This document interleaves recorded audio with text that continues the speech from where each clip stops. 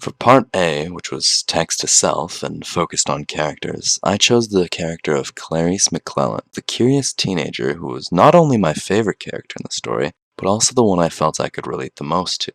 Her choice to not let herself become one of the teenagers who are running around doing drugs and murdering people is one I totally agree with. While in our society, teenagers are usually a bit more toned down than those of Fahrenheit 451, kids like that still do exist, and while I've met many of them, I personally don't agree with that style of life.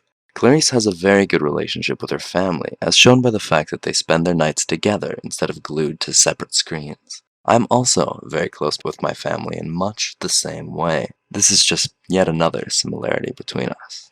For part B, text to text, which focuses on setting, the book I decided to compare Fahrenheit 451 with was the first book in Brandon Sanderson's Mistborn series. While at a first glance the two settings in many ways are completely different, with the Mistborn series taking place in a medieval fantasy world filled with mystery and magic, and Fahrenheit 451 taking place in the complete opposite setting, the future, accompanied by all sorts of technology. However, while there are certainly many differences between the two settings are not without their similarities.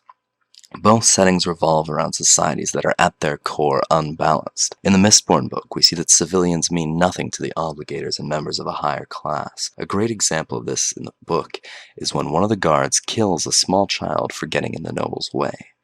The firefighters of Fahrenheit 451 take a similar approach to their civilians.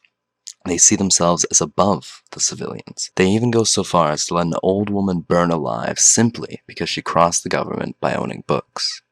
Lastly, Part C, Text to World, which focuses on theme.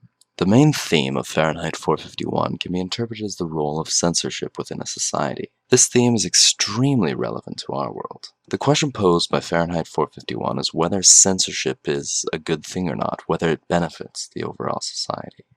To paraphrase the words of Fire Captain Beatty, having access to too many things simply causes pain, and when people are ignorant, solely living in the moment, they live a happier life. Whether this is true or not is not my place to say. However, there are certainly examples of where censorship can be a positive thing within our own world. For example, even the USA and Canada have censorship of illegal content, which is absolutely a good thing. However, we see also many examples of censorship being a bad thing, a thing that can even lead to death, much in the way it does in Fahrenheit 451. For a quick example, you can see censorship in places like China, where access to certain information is banned and restricted, and attempting to access that information can lead to your death, much in the way attempting to access the knowledge found in books will lead to your death in Fahrenheit 451.